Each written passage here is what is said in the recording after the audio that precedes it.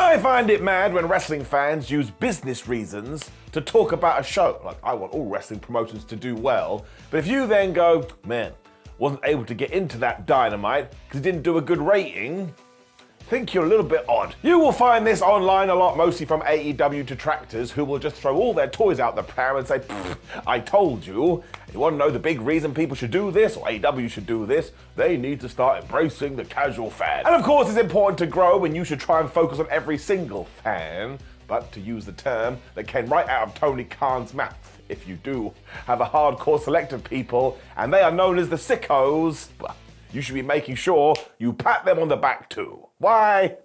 Here's why.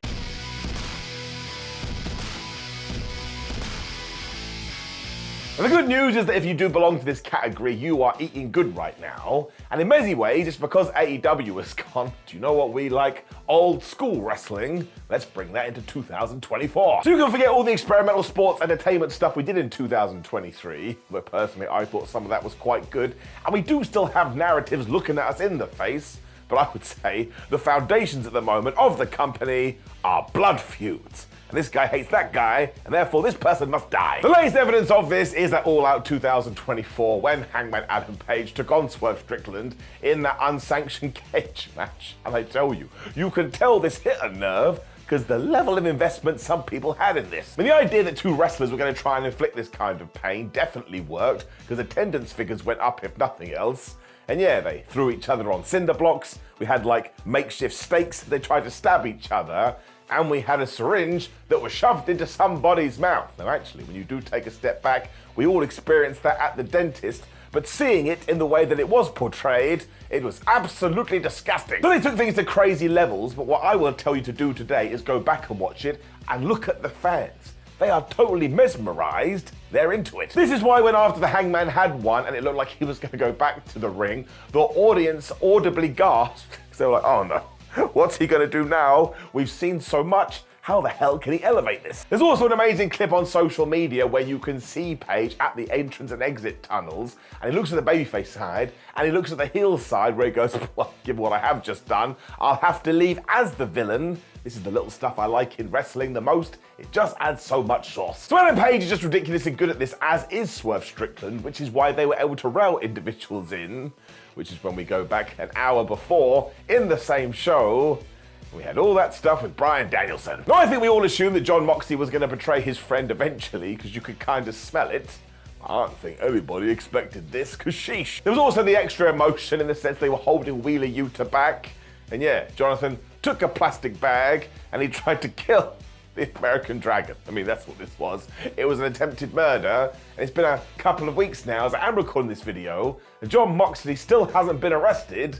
So something is not right. Once again, though, this group of fans went into investigation mode. They were like, oh my gosh, did you see Pac's reaction when Bryan Danielson was coming down the ramp? Something was clearly up, and oh my gosh, do you remember a few weeks before this when Claudio Castagnoli left the ring after Bryan had agreed to meet in Team AEW at Blood and Guts? Because that means he was going to be standing side by side Eddie Kingston, and do you know who Claudio Kingston hates?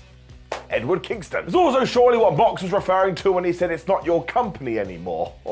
Isn't it fun to be Sherlock Holmes? I mean, nobody wants to be Watson, but still. And again, look, you don't have to like this, and you can think AEW sucks, but if you're into their product, well, right now, it's basically Christmas for you. I mean, again, Moxley tried to kill Bryan. If you go back to 2019 and you jump into the wrestling discourse, there were so many people like, oh man, wrestling is so kiddie and it doesn't make any sense. We want a little bit of edge. Well, I'm sorry, AEW just delivered that to you in spades. I mean, even if the audience isn't as big as some people believe it should be, once again, I'm going to go back to this word, invested. It is amazing. You can captivate anybody to this degree, and there are a select group of people that are essentially going to follow AEW until the day they die. So it requires passion and it requires a certain love, but also, and this is my personal favorite thing about it, it takes All Elite Wrestling and it makes it feel completely different from WWE. I'm bored of this because I keep saying it all the time, but maybe I'll hammer it home instead. There is no point All Elite Wrestling being in this life if it's just going to be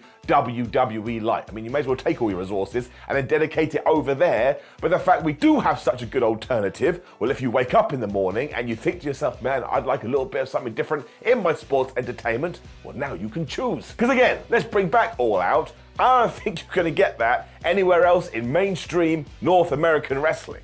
Well, yeah, definitely not. I don't think WWE would ever go near it. I really do think that Chris Statlander and Willow Nightingale deserve the same kind of a praise, because it comes back to this idea that if AEW advertises something to you, aka a street fight, you better bet your ass you're going to get a fight in the street. I mean, they used a light tube. Even I was a bit like, can we get away with that? Should we be using light tubes? But at the same time, if everybody agrees to do it, why the flub not? And I know the response to this video will be to scream metrics and numbers at me, but I refer you to the start of this video. I'll get out a little letter from my pocket and it reads, "From the desk of Simon Miller, I don't care. What I do care about is that there is a fan base that feels extremely well catered for right now." That makes me feel warm and fuzzy in my tum-tum. You also still do get all these random matches, and while that's another talking point, I promise you there are some people that love this.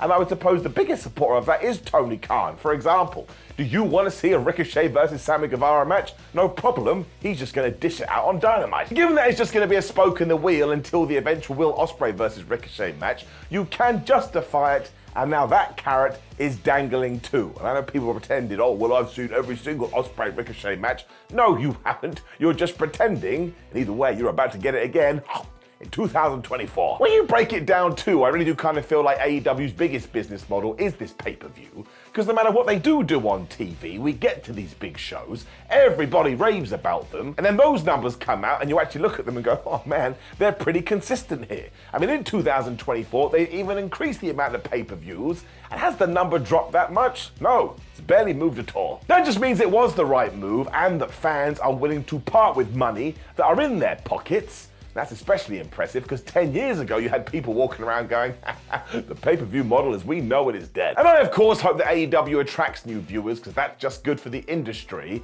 but I do not want to forget the backbone that allowed it to build the house in the first place. People do this all the damn time, being like, well, you don't have to worry about them because they're going to come to the party regardless. Well, you say that now, but one day you'll be in your abode and nobody will be there, and then you'll be sad. I just don't think you should take the piss out of these people, and in fact, you should reward somebody's loyalty. That's like saying, oh, well, they've been my best friend for 35 years. Why don't I go stab them in the face? Well, I'll tell you why. Because once again, you're gonna be all alone. I mean, what's the phrase when you get married? Through sickness and in health. It's not like you just divorce your wife on a whim, so you shouldn't divorce the hardcore fans either. That's a stupid thing to say, but I'm standing by it. And who knows what AEW's strategy will be going forward, but it sounds like they've already signed a brand new TV deal that's going to make them super successful. And there was even rumors that a brand new show was going to debut on Fox. Now it kind of feels like it won't be Fox, but Shockwave has got to end up somewhere, maybe outside of the WBD universe, which actually means All Elite Wrestling is growing. I would guess as well this deal will be for at least another 5 years, meaning AEW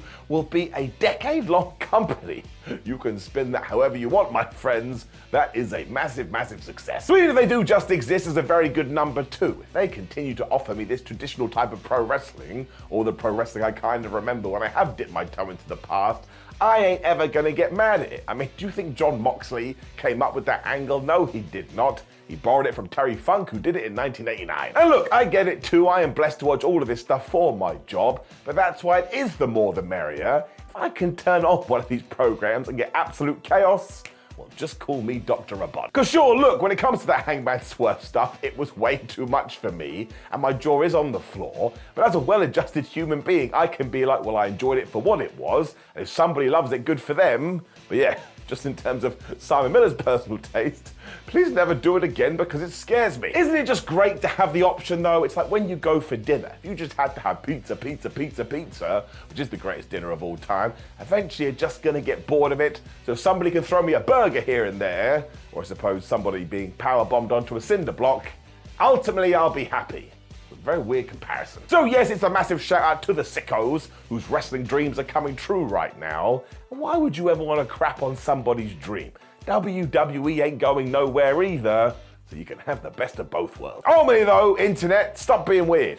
Stop yelling at each other. I realize you're gonna do this regardless. There's enough room to go around, especially in 2024. You could launch a clip show on Twitter and it would still probably get eyeballs. Essentially means we are living in the phantom zone. Now, of course, you can have loads of stuff to say about this, so make sure you do drop me a comment below before you like the video, share the video, and subscribe. And if you would like to hear me rant some more, there's a video on the screen and you can click it.